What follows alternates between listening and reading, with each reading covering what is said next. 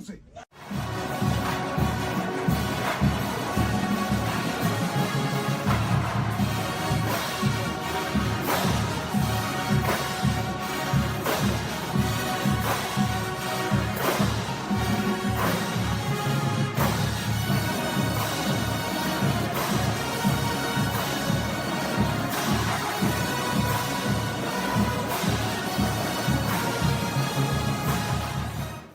That's right. We're back at it. Welcome in. Welcome in. Thank you for joining us here tonight. I am AP. I'm your host. This is Time Outs and Tangents, and we are joined live here tonight with a special guest, Arye Pulli of the NFL, covering the Saints and the Eagles, all the way from Philly.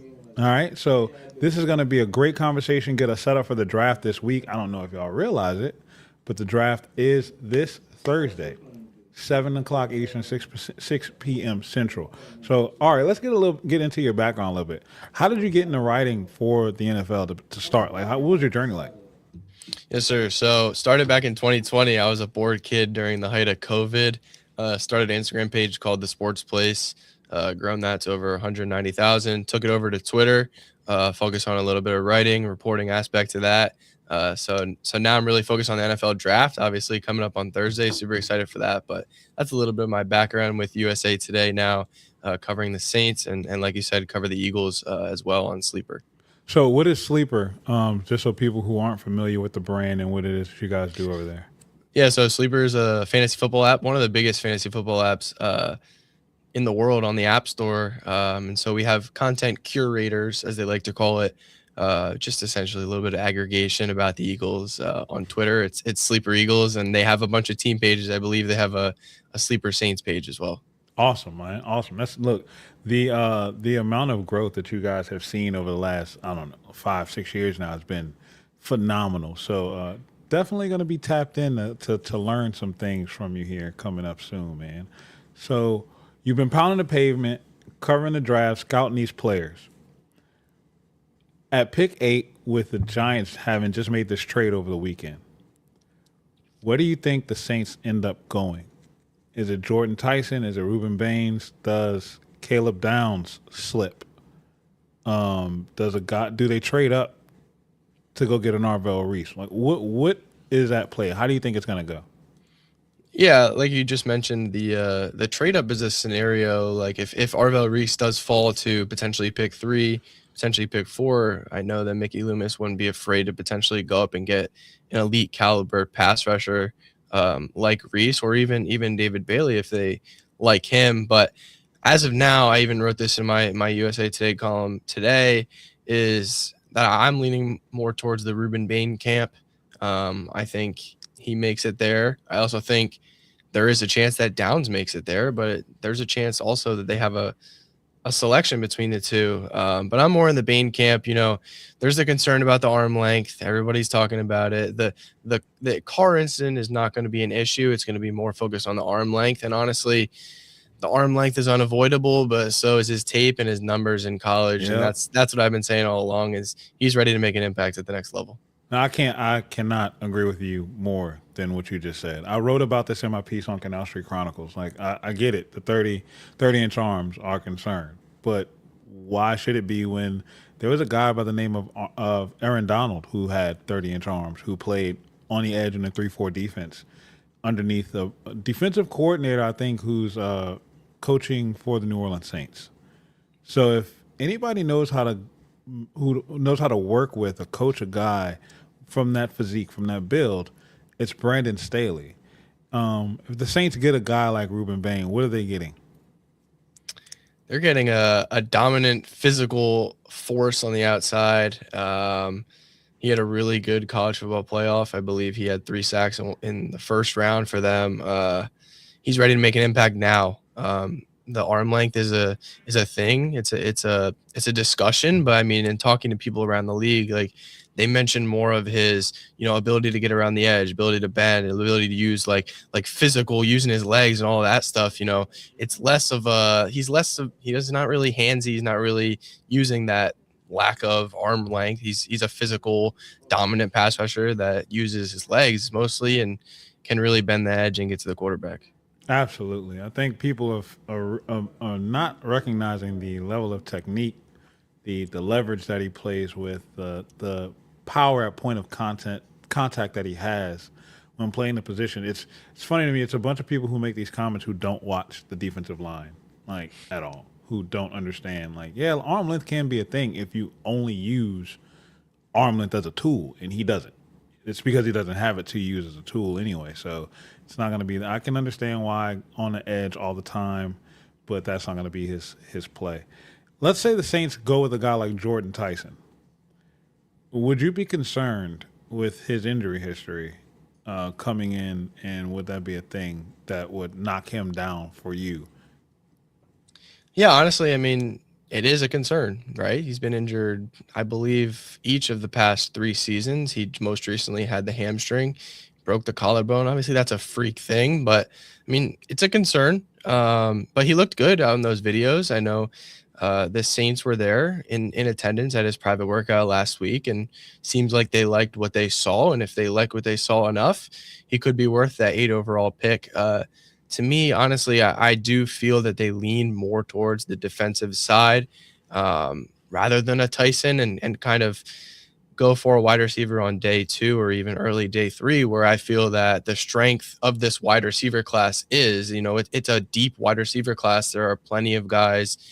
I've been saying this all along. There are plenty of guys that can make an impact day 1. I was talking to somebody last week about Zachariah Branch before the arrest, but just to name one guy that can make an impact. Ted Hurst, another guy. They're talking about Ole Miss wide receiver DeJon Stribling, also another guy could go day 2. So there's plenty of receivers that can make an impact right away. And when I talk about Stribling, he's a quick receiver, could make an impact right away on this Saints offense that traded away Rashid Shaheed for that conditional 4th round pick at the trade deadline. Man, absolutely. And shout out to everybody in the chat right now. Alex, thank you for being here. Diamond LSU, David Billiard, thank y'all for being here. Babin, my guy, appreciate it. Joker, thank you for being here right now. Y'all didn't have to be anywhere. Y'all are choosing the time to take the time out to be here with us tonight. It shows you just how much of a sycophant y'all are for this as well. So thank y'all for being here tonight. And I agree with you. I'm of the cloth that I would be if we pick a wide receiver in round 1, I would want us to pick Jordan Tyson. I'm not. I get it. People are concerned about the hamstring issue. It can be a problem. It can be a lingering thing. But the Saints selected another player at a skill position who had a worse hamstring issue in Marshawn Lattimore, and we didn't have any problems with him. They do their due diligence on players with injury histories, and they rarely miss on those. The biggest one was Marcus Davenport. When you think about it, especially out of the draft, Peyton was that was just Sean Payton just being goofy with that pick. I don't know what that was, but that's really the only one that they really whiffed on out of the draft as far as injury concerns are. I mean, Ryan Ramczyk had a degenerative knee issue, and he played 10 years. You had Marshawn Lattimore. You had Tyler Shuck last year coming off of the injuries that he had, right? So I'm going to trust them in their evaluation and getting the medicals clear and the due diligence that they do in making that selection if they go with Jordan Tyson. If they were to go with a Carnell Tate and Jordan Tyson was available, I'd probably be a little disappointed. Because I feel like out of the 2 prospects, Jordan Tyson has a higher ceiling. Carnell Tate may have a higher floor, but I just go with the guy that has a higher ceiling. Let's talk about the other prospects though. Let's say Tate, Tyson, Bain are gone, and you have Mansour Delane, Mansour Delane, Caleb Downs, and let's say a Jeremiah Love falls. Who are you taking and why? I'll say this. I have spoken to numerous people who, like I'm sure you've heard, have Jeremiah Love as their number 1 player in this class. He's very hard to avoid, and I honestly don't imagine that he falls to New Orleans, but in this scenario, he does. I was in the Jeremiah Love camp before they signed Travis, formerly ETN, now Achan, to that massive contract and free agency. I would say they go with Downs, another incredible player. Just there's no room for Jeremiah Love in that room as good as he is. Achan, Love, Kamara, Neal. I mean, there's two loaded there that someone's not going to play, someone's going to get cut, and that someone could get cut as it is right now. I mean, I'm under the impression that they're not going to keep 4 running backs into this season. We talk about Devin Neal, Kendre Miller, HN, and Kamara. Someone likely is going to end up getting traded or cut. So adding another one just doesn't make sense to me. I would go Downs there. So to start the season, right when we got to December and I started looking forward to the draft, and I saw that that the Saints season was over with. We were kind of good on Tyler Shuck, so I started looking around and seeing like, okay, here are the players that I want. Jordan Tyson was first. I was not comfortable with drafting a running back in the top 10 until I really started doing my deep dive into Jeremiah Love. Like, he's inevitable.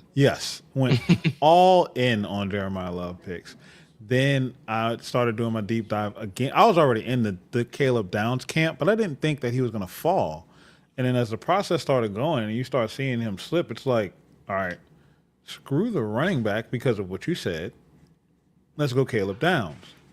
Then we signed. So then the Saints did something on the Friday before free agency opened with that adjustment that they did with Alvin Kamara's contract. So when they did that, it opened me up to the idea of, okay, if Love falls, then be greedy.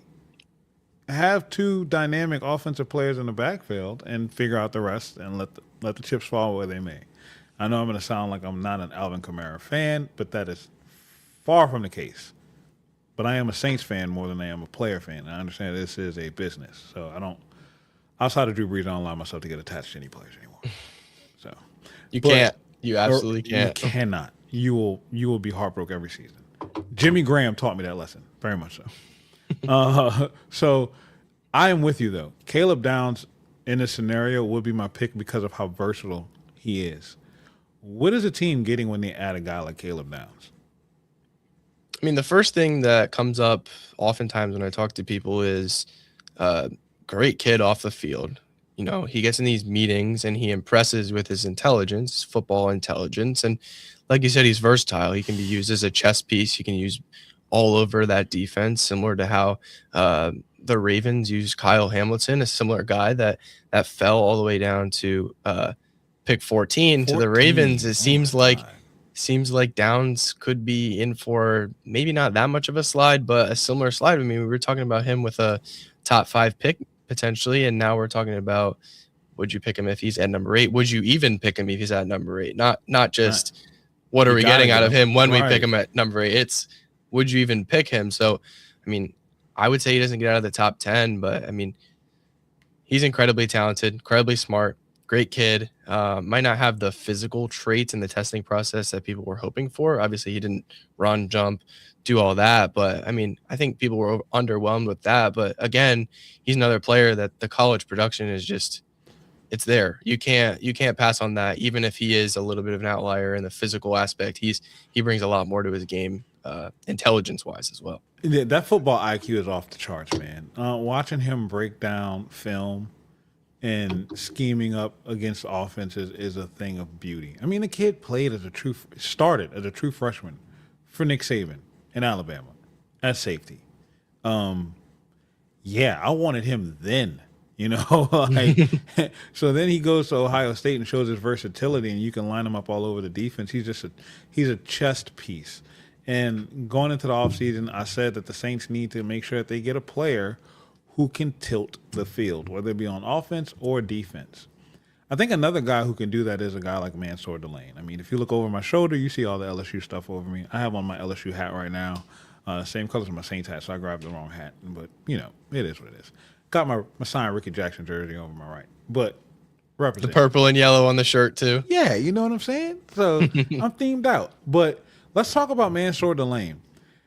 His ascension and kind of like where you think he's going to fall, because he's in play at 8. It's a real thing. The Saints could potentially draft him there. He could go as high as 7, I've seen, in mock drafts to Washington. Where do you think he lands, and what kind of player do you think he is?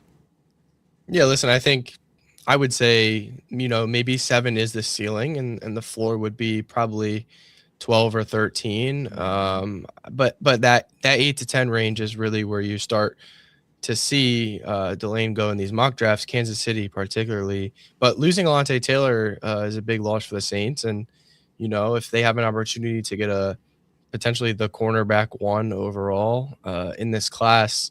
We were talking a little bit ago, maybe a week ago, about Jermon McCoy potentially being up there, but it Right. seems like this knee injury, he could fall out of the first round. You never know. It happened to Will Johnson last year, picked by the Cardinals. Could be the same, similar type of slide. But in terms of Delane, like they're getting a guy that can step up, fill big shoes in a young secondary. He's a LSU kid. They're only an hour and a half away from Tiger Stadium, and he's a playmaker. And he put a lot of good stuff on film from what I've heard in 2025. And yeah, he's a guy that's probably going to go in that potentially 8 to 9 to 10 range. Obviously, New York's on the clock now, not Cincinnati. I would have potentially had him going to Cincinnati, but they don't have that pick anymore. So that kind of shakes up the top 10 for sure. They might go receiver at 10. That's exactly what I was about to ask you. Being that you cover the Eagles, the Giants are directly in that division.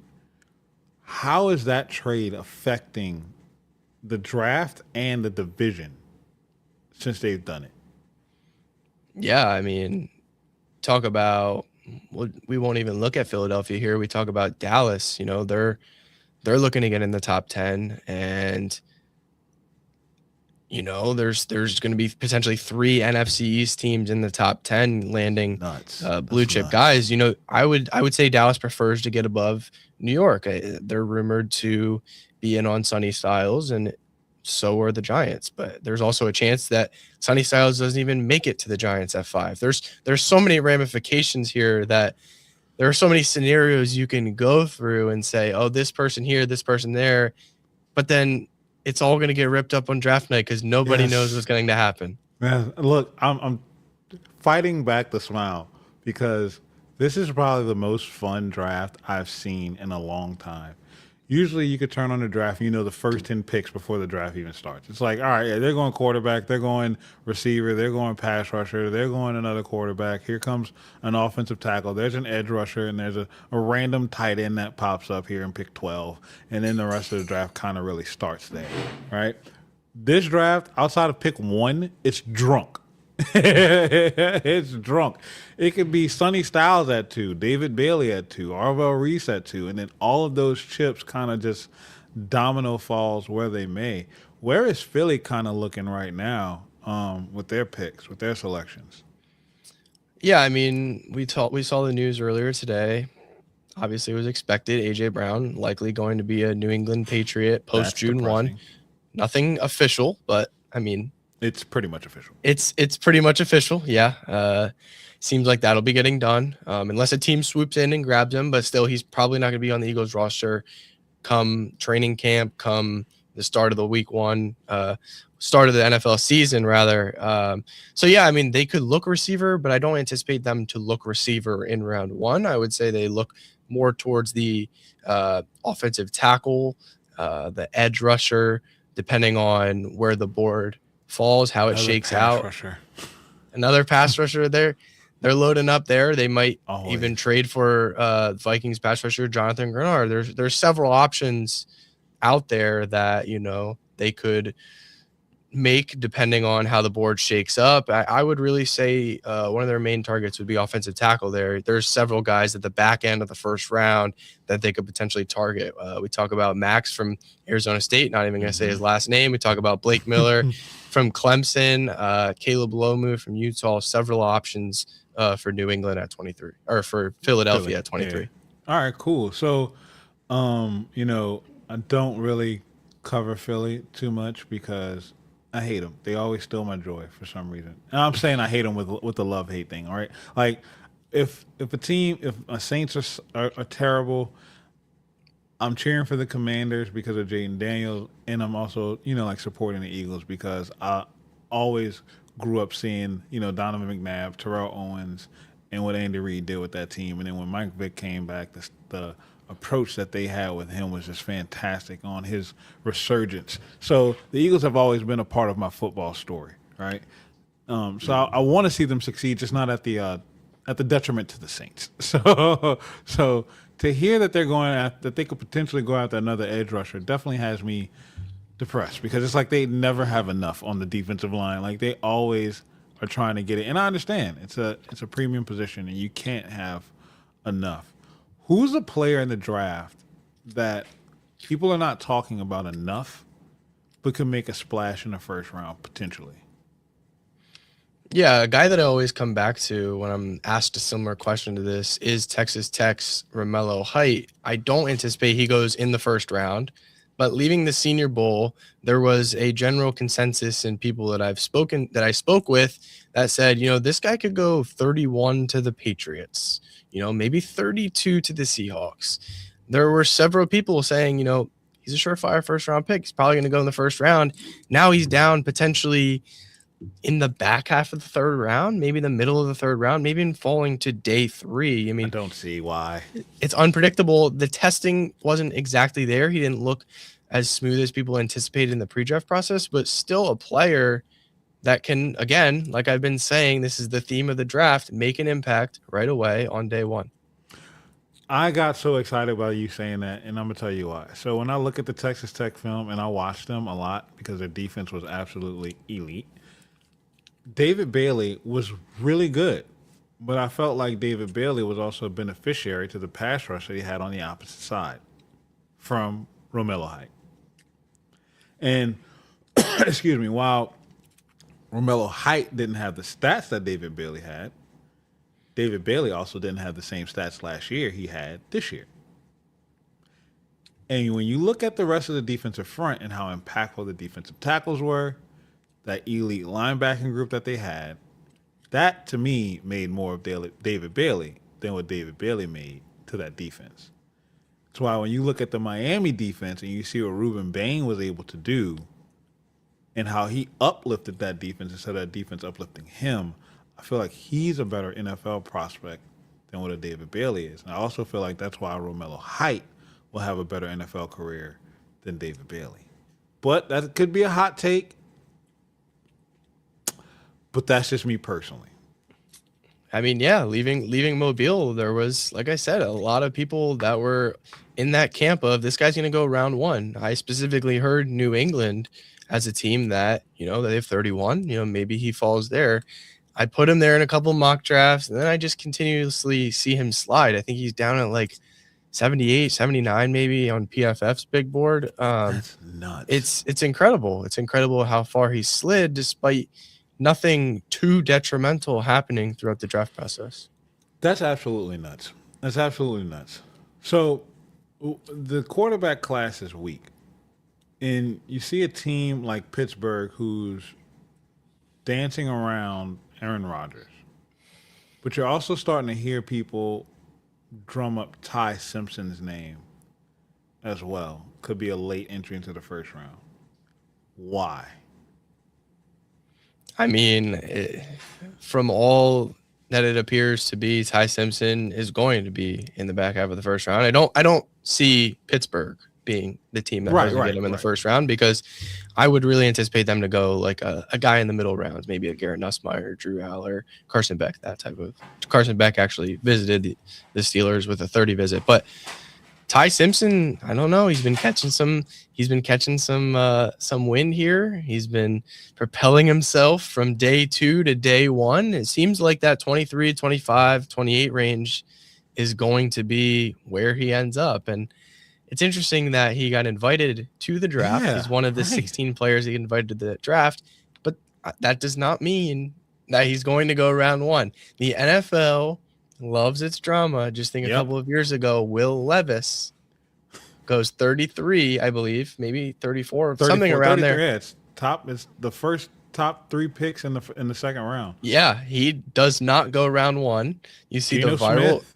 Yeah, you see the viral videos of him with his girlfriend and his parents and all of that, and he goes day 2. So doesn't mean Ty Simpson's going to go day 1, but it does seem like maybe a team like the Cardinals did a trade up into round one. Maybe a team like the Jets. Those are the two teams that seem to be the most in on him. Obviously, their concerns, the lack of experience. There's the Parcells rule. You got to start.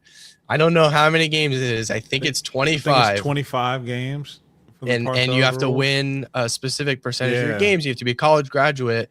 Obviously, he doesn't fulfill the 25 game thing. So there are definitely concerns about just the amount of tape that he's put on. But I mean, teams feel confident enough in his talent. So looking like a day one pick, but not a surefire thing. Man, there's no world that you can convince me that Ty Simpson was a better quarterback prospect than Garrett Nussmeier. So how are teams feeling about Garrett Nussmeier and his prospect, especially considering the horrible season that Brian Kelly allowed him to have with this injury, and then now the medicals are got released about the cyst being on his spine. What are some of the things that you're hearing surrounding Garrett Nussmeier right now? It's funny because the cyst thing did come out today, but I would say actually that helped him, because I texted one person immediately following that, a team maybe that will be targeting a quarterback like in those middle rounds. And I was like, does this affect him like negatively, positively? And he put it into perspective, like he had this cyst on his back causing him to not have the same season in 2025 that he had in 2024, when in 2024 he was looking like a potential first round pick. Yes. Now he's potentially third, fourth round, maybe a second round, but it almost affects him positively because teams know that isn't who he is. He has a cyst on his spine. I mean, sounds pretty serious to me. So I would say it almost helps him out. And if he needs to get it removed, it's only going to be a 2 to 3 week thing. It's impinging the nerve. I would say if he gets drafted to a team to be a backup, or just get the surgery done, just get it over with, and focus on being your best self in year one, and potentially developing into a starting quarterback. So I think teams view that as not a negative thing, but more of a positive thing, actually. So what do you think will be a good fit for him? Well, not the Saints. Yeah. I know it. I mean, it's funny that you say that. Like at the end of, at the start of last season, I was just like, start the dumpster fire for Nussmeier campaign. Let's just go all in. That's what 2025 is going to be. But then 2025 happened, and I was like, yep, nope, let's just roll what we got. So yeah, it's funny. For sure, you got the family ties. Yep. His dad's not going to be in the draft room with the Saints. They actually told him, hey, you can, spend time with your son at the draft party, rather. That's awesome. Yeah, so that is truly a great thing from the Saints organization. But in terms of potential landing spots, I mentioned the Steelers. That could be a team, but I guess he's generally viewed as a backup quarterback in the first couple of years that potentially could blossom into a starting caliber team. I have trouble finding spots for him, to be honest with you. The Jets could be a team, the Cardinals, if they don't end up with Ty Simpson. But, if he goes to New York, I wrote about the Jets for several months, and I've taken a liking to them. But if he goes to New York, that's where quarterbacks go to die. That's where quarterbacks go to die, is where I'm going with. And that's exactly why I dropped my head, because it's like, that's it. Like, look at what they did to Sam Darnold. Like, let that be the case study, right? Sam Darnold was scarred for so many years, and now he's just starting to get it right. And that was a second overall pick, man. Like, don't want to see them ruin Garrett Nussmeier of all people. Like, let Ty Simpson go there. No, I'm just playing. I'll say this on Nussmeier. The Rams could be a team, but in terms of the Rams, actually, when I shift that to that focus, I think that Sean McVay, now this is not 100% confirmed, but it seems like to me, Sean McVay is going to be infatuated with Penn State quarterback Drew Aller, who I think would be a perfect fit in that system behind Matthew Stafford for potentially 1 to 3 years, develop and become Sean McVay's next prodigy. That's a good point. What happened with Stetson Bennett in that, though? Because I thought he had a chance to flourish, but it just seems like he just fell off by the wayside because everybody was saying that he was the next big thing. Yeah, I would have to check in on that. Honestly, I can't even tell you that I know. And with Jimmy Garoppolo potentially mulling retirement, there could be a spot for Drew Aller to just come in there, put his head down, work for a year, work for 2 years, and be ready for when Matthew Stafford rides off into the sunset. That would be talk about the best "I told you so" type of comeback for a quarterback in Drew Aller. Like to line up with a guy like to go from a James Franklin to a Sean McVay. Like I get it, it's college to the pros, but when you can have an offensive coach who can design the plays to highlight your strengths and put you in the best situations possible with his mobility, that would be absolutely amazing. I'd honestly be intrigued to see it. What are some? So we talked about the Saints potentially going defense in the first round. Second round should be wide receiver theoretically. Chris Bell. I hope. That's why I hope we go defense at the first at pick 8, and then we snatch up Chris Bell at 42. But what if Jamal McCoy is available at 42? Listen, as a general manager, your job is risk assessment. I was talking to a Sirius XM radio host actually earlier tonight who was talking about this exact thing. You know, if a team feels that he can make an impact right away, the question is not about his long-term health. The question is about where are you going to pick him? Where does the pick line up with his potential impact? You know, maybe it's not the first round because of the injury and you know, you valuable draft capital on him, but second round could be Saints hold, I believe, 41. 42, pick 42. 42, close enough. That could be a spot for him, you know, but Mickey Loomis's job as a general manager is risk assessment. If he feels that Jermod McCoy is going to need another surgery and it's just going to be a hindrance in his progression as a player. I mean, he hasn't even been on the field since 2024. Right. If he feels that's going to be an issue, he's not going to make that pick. But if he feels he can get 4 to 5 good years out of him, potentially stretch into a 10-year career, I mean, I think that's a no-brainer. So risk assessment, that's a theme here as this NFL draft continues on and gets ready to get started on Thursday. This draft is so intriguing, man. It's absolutely so intriguing. So looking at the Saints specifically, and we know that the holes that they need to fill, edge rusher, they need another cornerback, they need another wide receiver, potentially another guard. If you're in the third round, they got a third round selection and then 2 fourth-round selections. Who are you looking for along the trenches for them to add? Yeah, there are several guys. One guy that comes to mind right away is Auburn's Jeremiah Wright, who they had in, I believe, for a visit. For a 30 visit, yeah. For a 30 visit. I believe I reported that a couple weeks ago. Yep. And he'd be a guy that potentially fit. You know, I think they're looking for depth on the interior. They don't particularly have as much depth on the interior as they do on the outside. So definitely could be a guy. There are several interior offensive linemen that'll fall on day 2, particularly around the third round range. So definitely be a name to watch. But yeah, definitely a position that they could target on maybe day 3, probably more early day 4 into like rounds 4 and 5. So let's say they make with all the additions that they've made. Let's say they select Ruben Bain in the pick 8 and Chris Bell at 42. They add a couple of pieces along the offensive line and defensive line. Can the Saints win the NFC South next year? Absolutely. They almost did it this year. And they added several pieces. David Edwards. Baby. There you go. Competing for the NFC South. But added David Edwards in free agency, added Achane in free agency, several under-the-radar signings. One signing that I liked was Cincinnati, the tight end. Noah Fant. Yeah, Noah Fant. That's a great signing for, I believe it was a cheap deal. I think it was a 2-year deal. Contract, yeah. Potentially a guy that could make an impact, and that would be a position that I would keep an eye on for them. Maybe they add a tight end. Jawan Johnson's contract, I believe, up in 2 or 3 years. Didn't I they think have 2029.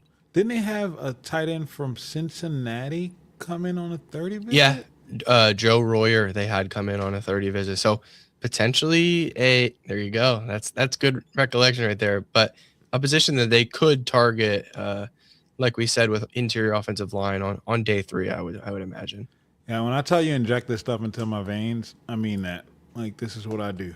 Okay, I love this. I love this. I could sit here and talk ball all day long.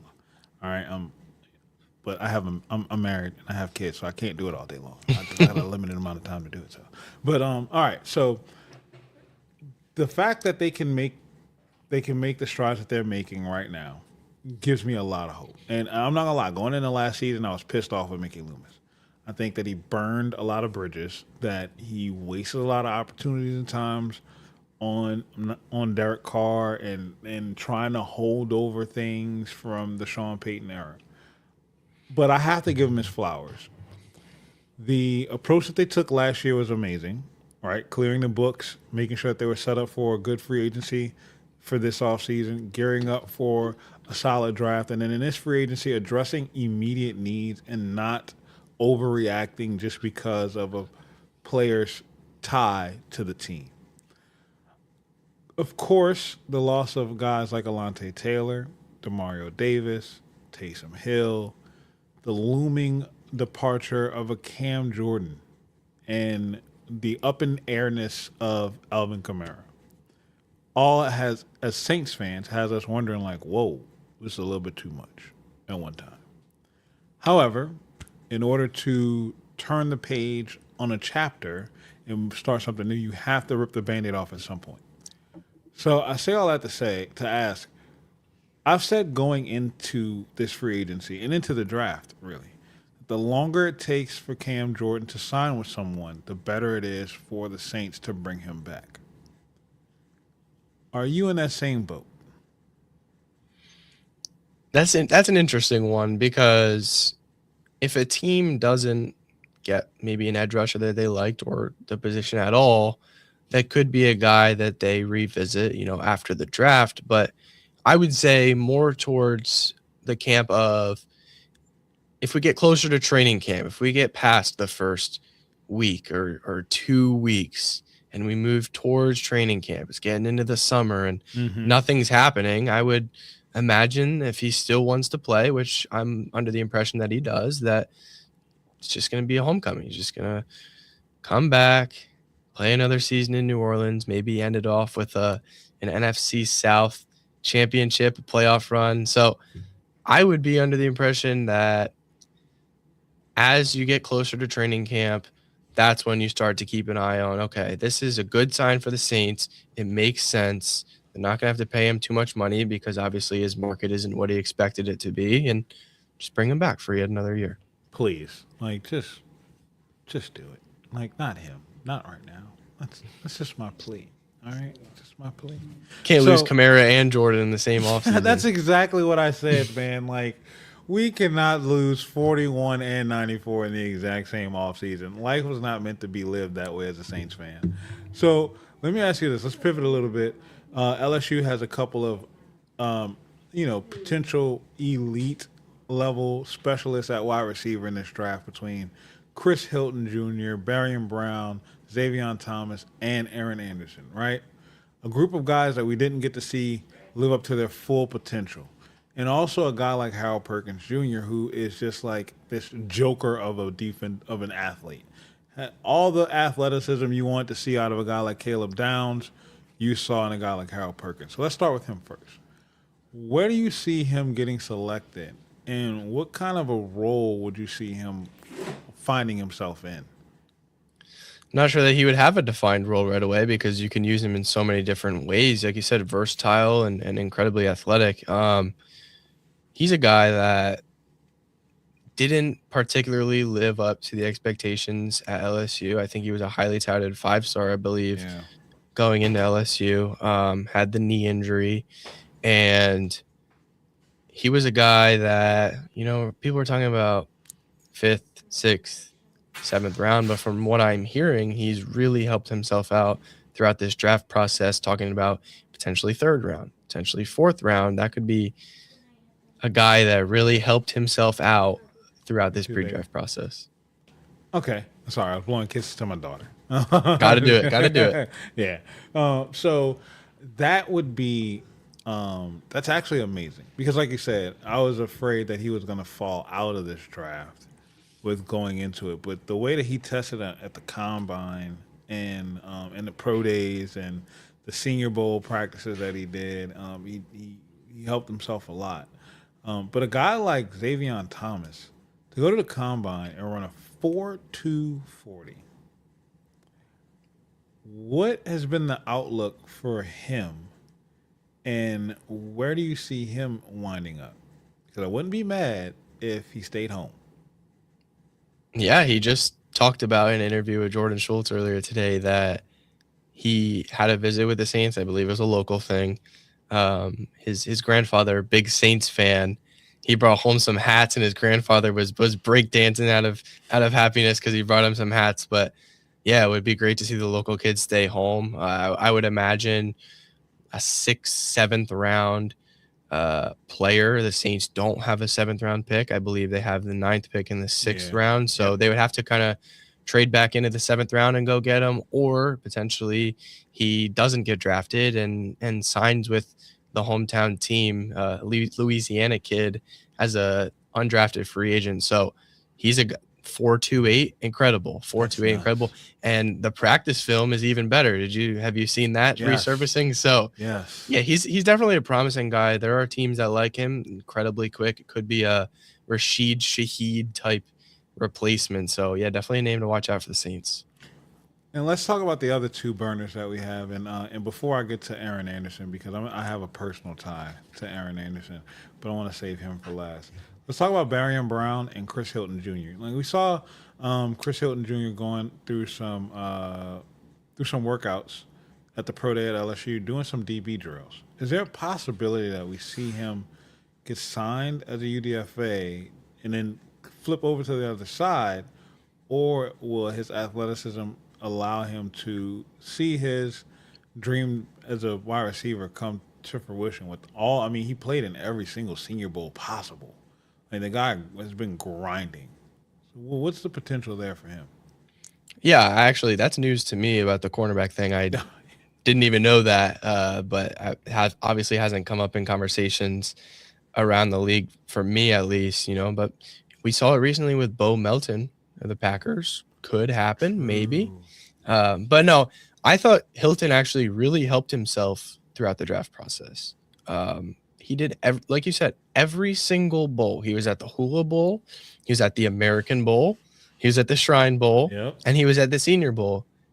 And not only that, but he stood out in every single one of them. He's a guy that I thought really helped himself out. He's ranked, I'm looking at it right now, 354th on PFF's big board, but I don't think that reflects where he is on teams' boards. So potential sleeper guy in the 6th, 7th round, maybe an undrafted free agent. But Barion Brown, also another guy. I thought, honestly, I'm saying all these good things about these LSU receivers, and it's because they all helped themselves out, really. Right. They all – I was talking to people at the Senior Bowl. Who do you think looked best in these wide receiver drills?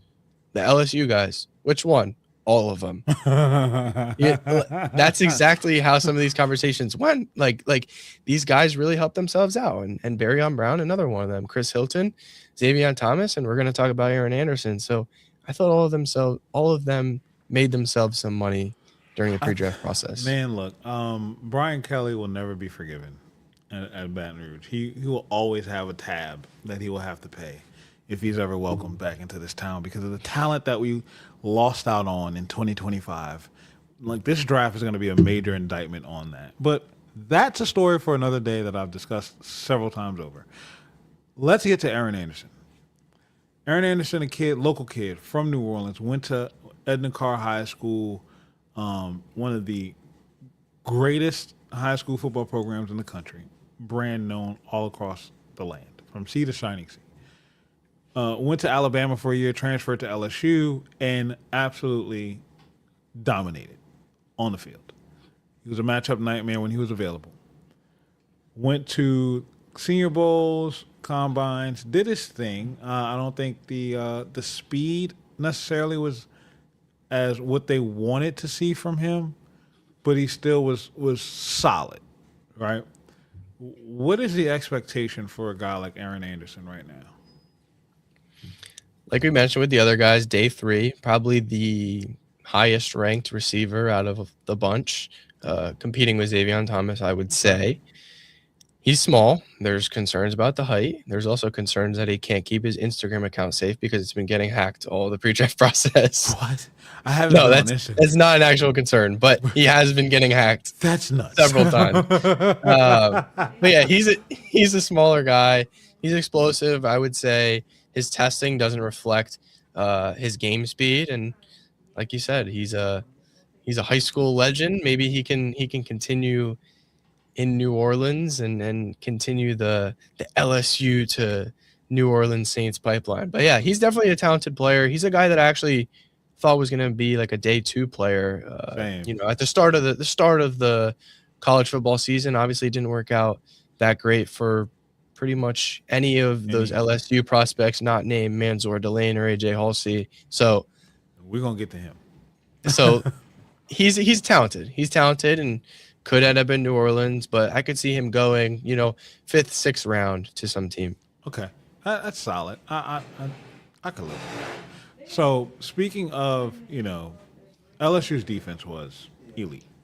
You have a guy like a Jim Thorpe finalist and a consensus All-American in Mansour Delane who will now become a top 10 pick. But the strides and accomplishments that he made could not have been complimented better than by a safety in AJ Halsey, who I don't think in this pre-draft process is getting enough talk. Because when I see a guy like AJ Halsey, I immediately see that guy needs to be playing on Sundays. Where is he getting drafted and when? It's going to be day 2.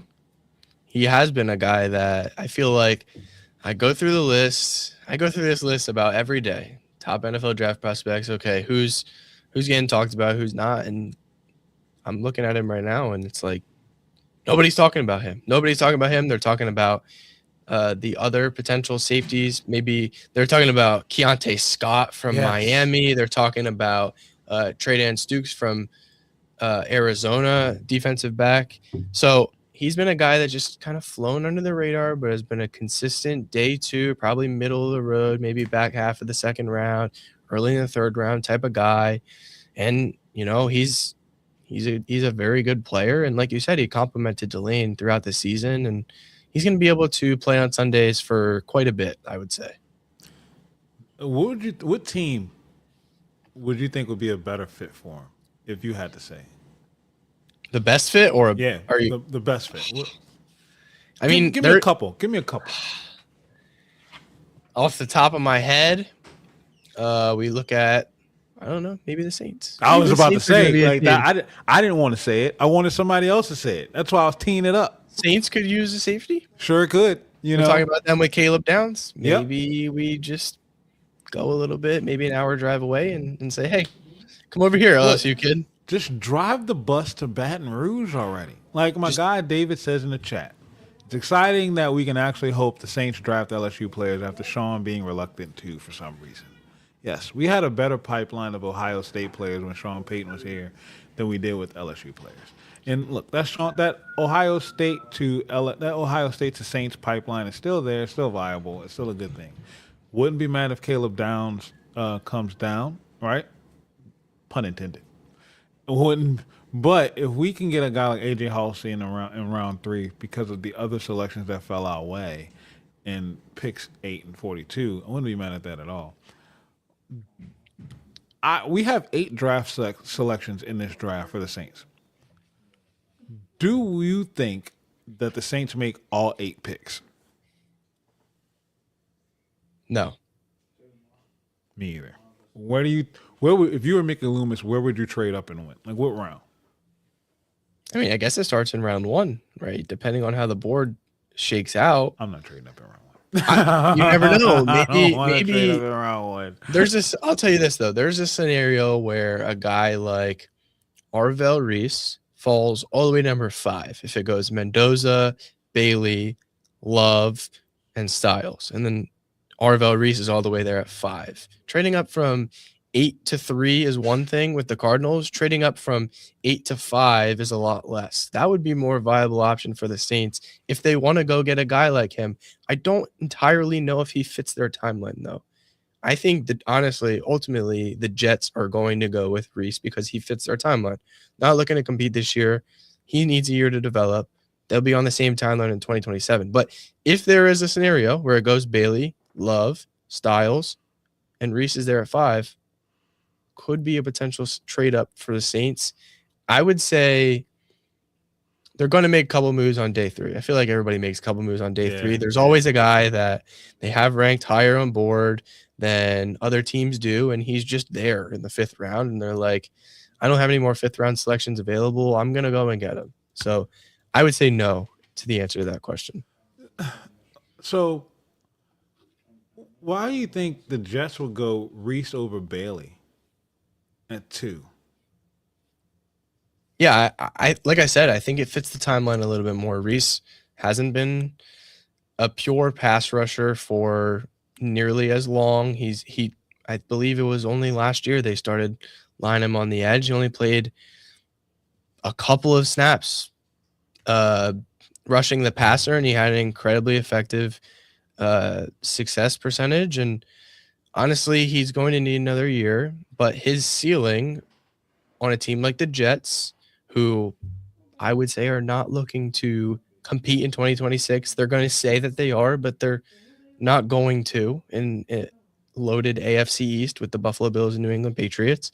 So I just think he fits their timeline a little bit better than David Bailey. David Bailey's going to come in and get you double-digit sacks right away, but Reese could potentially be they're talking about a Micah Parsons type player that is just, the ceiling is just there. The ceiling is higher for Reese than it is for Bailey, and for the Jets, who are not in a rush to win, it just makes more sense in talking around the league to teams. Like, if the Jets were looking to compete this year, I would say go with David Bailey.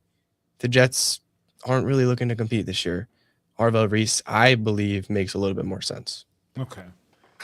Let's talk about this. So I had Ross Jackson from Locked On Saints on last week, and we did a mock draft. And in the mock draft that we did, Malachi Lawrence kept falling. Do you think a guy like Malachi Lawrence is available at 42?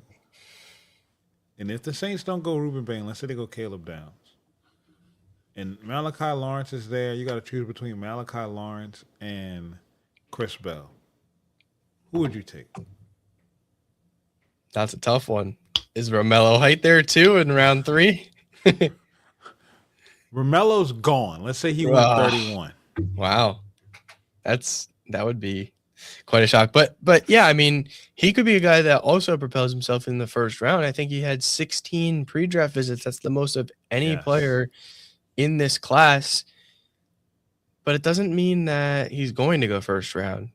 Just because a player has double-digit visits doesn't mean that it's indicative of interest from teams. Sometimes I think of a guy like Missouri's Zion Young, arrested for DWI in December last year, had, I believe, 11 or 12 visits. Yeah. I'm going to guess that more than half of those were bring him in, see what he's like, make sure he's not going to have any problems off the field, and we can take a risk on him in round 2. But so it's not always indicative of interest, but with Lawrence, I don't know of any off the field issues, any buts, we'll say, that, you know, he's got come up throughout this pre-draft process. So that could be indicative of interest, but 41 is not too far-fetched for him, to be honest. He's ranked a little bit lower on the big boards because they haven't really been updated in terms of, you know, what teams are interested, stuff like that. I would say it's more of like a 65-35 that he's there rather than like a surefire he's there a couple weeks ago. That's what we would have been saying. Could be a guy that goes first round, but 41 does make a little bit of sense with the Saints. Okay. All right. Look, Is it 42 rather? yeah, it's 42, but Close. We're it's close enough. Yeah, it's close. It's one pick. It's all right. I mean, you've been face first in all this stuff since December. Like, it's okay. Absolutely. It's okay. I got so many prospects and pick numbers in my head. Everything is. I don't have any more room left. It's gonna explode on Thursday. Right. Like, I know you can't wait for Thursday just so you can do a data dump. So what is this process like for you? Like, when does it start, and what is it like? What is a day to day like for you? Yeah, it starts really right after the NFC Championship, AFC Championship, when we head down to Mobile, spend some time at the Senior Bowl. Always a great time.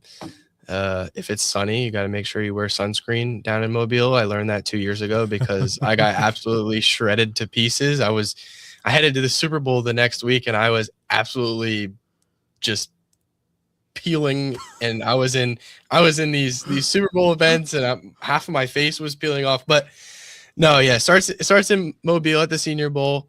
Day to day, just talking to people around the league, talking to prospects, agents, decision makers, and trying to get what I can out of that. A lot of it, I will be honest, a lot of it comes from the player side or the agent side in terms of the 30 visits, right? Yeah, absolutely. I mean, teams aren't going to give those away.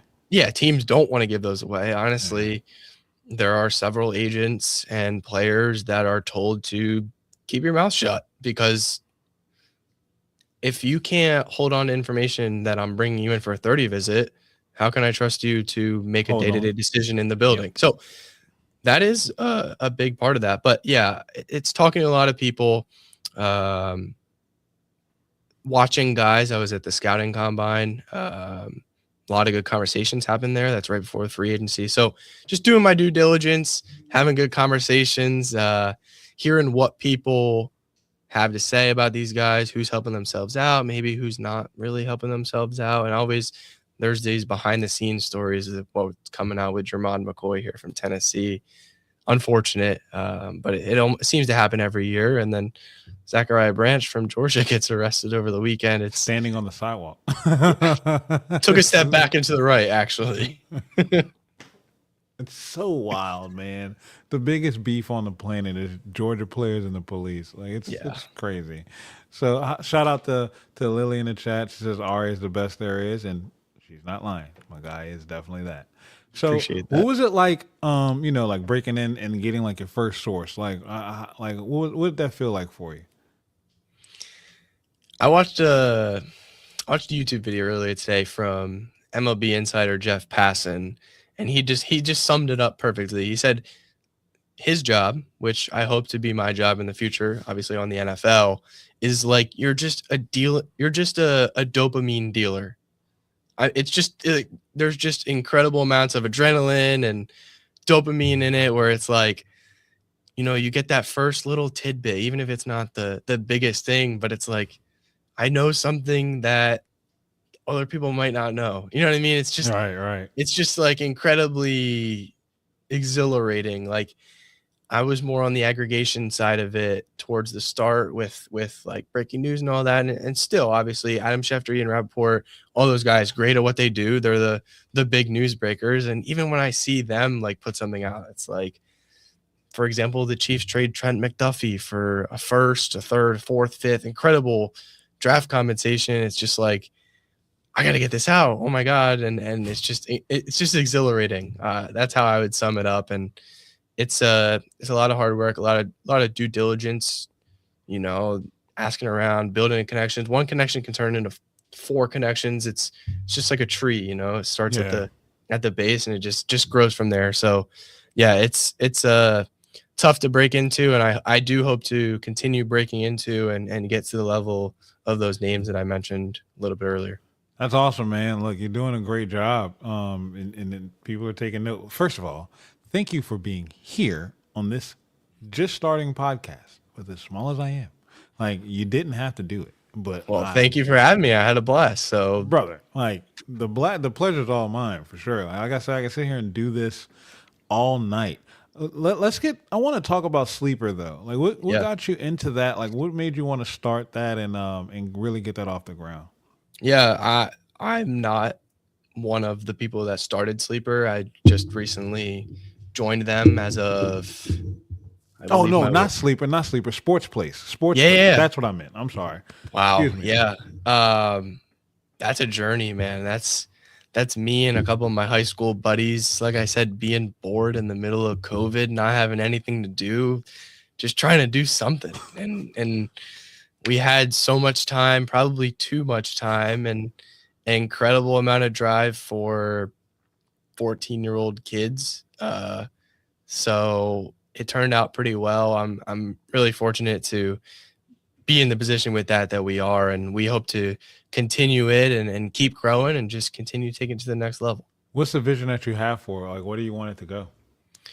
Yeah, I mean, I would say it's not going to be something that turns into Bleacher Report or ESPN. If we're being honest, eventually that time's going to come where we're all going to move into our own avenues. You know, not everybody that runs that page is taking the same avenue as me. There's one guy that's in finance. There's one guy that wants to be a sports agent.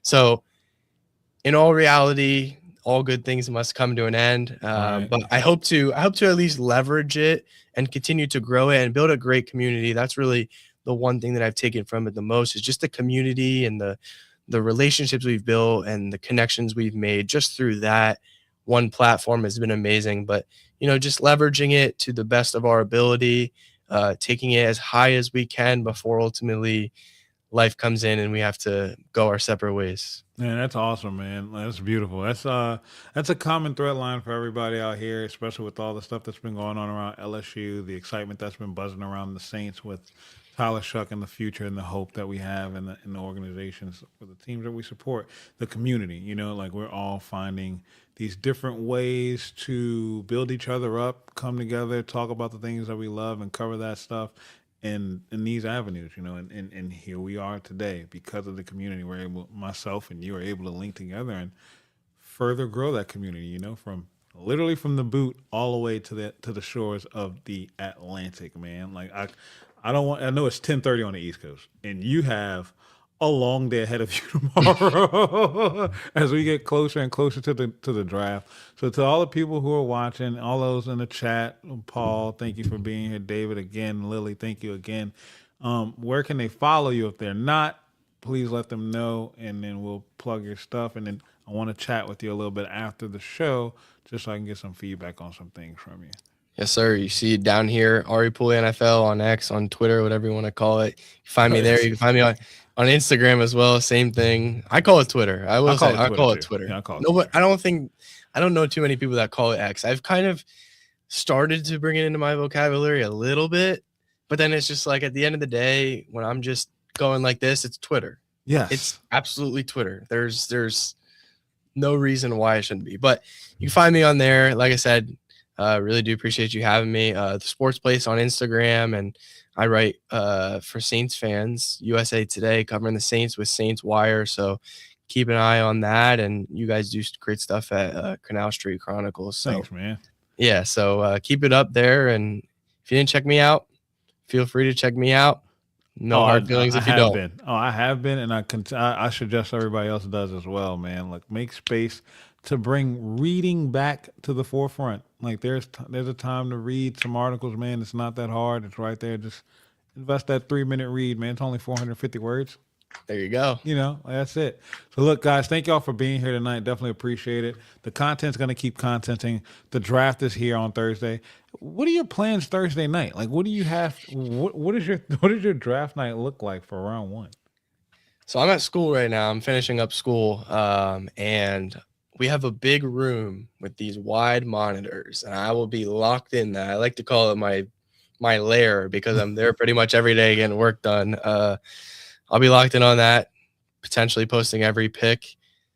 We'll see. We'll see how the picks flow in, but it's just going to be months of preparation, months of, talking to people, seeing how things are going to shake out, and just seeing how close I can come to what I'm hearing. So yeah, it'll be a lot of fun. It'll be a long weekend. It's going to be Yeah, hours on hours on hours, Thursday, Friday, Saturday, but it's a lot of fun. And then it doesn't stop there. When the draft's over, we focus on undrafted free agents, and that's even more fun. There's so many for the different teams. So I look forward to good draft coverage this weekend, and I wish you nothing but the best with the New Orleans Saints. Thanks, man. Definitely appreciate it. I wish you nothing but a bunch of rest and Red Bulls because that's what your future's going to be needing.